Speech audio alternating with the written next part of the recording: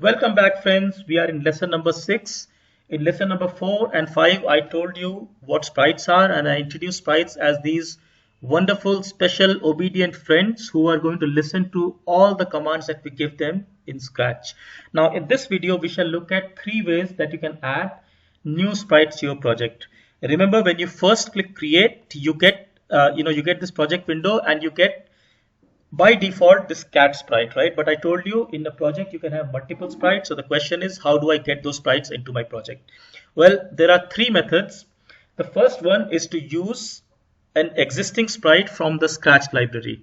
So basically you can go and say, you can go to the sprites home and notice there is this orange, there is this circular thing with a cat face on it. Hover your mouse on that, it says choose a sprite, go and click on this lens kind of thing, and you will notice that an entire library of sprites will open for you.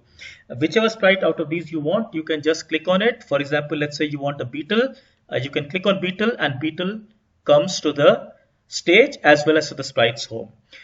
You can add one more sprite. For example, let's say I want to add maybe say a butterfly. I can add butterfly, right? And now remember, these sprites are very obedient. They're not going to complain, why am I being added, why am I not being added, blah blah, right?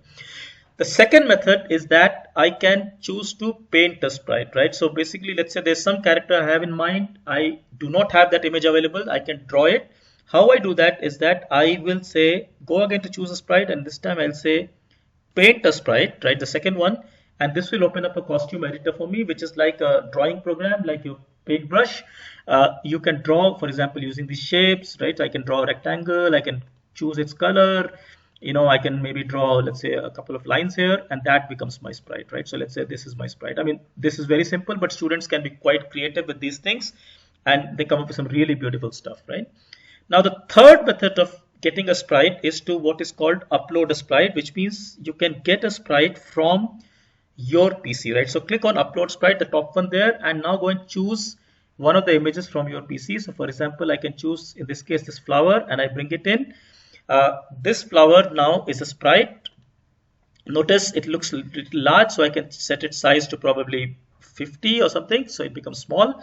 But it's basically a regular sprite, right? Now, whenever you are bringing an image from outside, you will find that many times the image has a background, which should be removed. And my student told me a very nice method of doing so. So I'm telling you, you can upload the image briefly to this website called photoscissors.com. It will remove the background for you, and you can then download the image, right? So that you can do that before you import an image into Scratch as a sprite, right? Now, just to just before we wrap this up, remember, you can always say bye-bye to any sprite.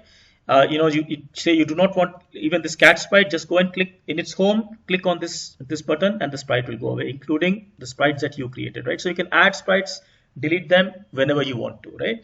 So let's just recap briefly. We looked at 3 methods. First one is to choose a sprite from the Scratch library. Next is to paint a sprite, and third is to upload a sprite. I hope you found this useful. Take care. Thank you very much. Bye bye.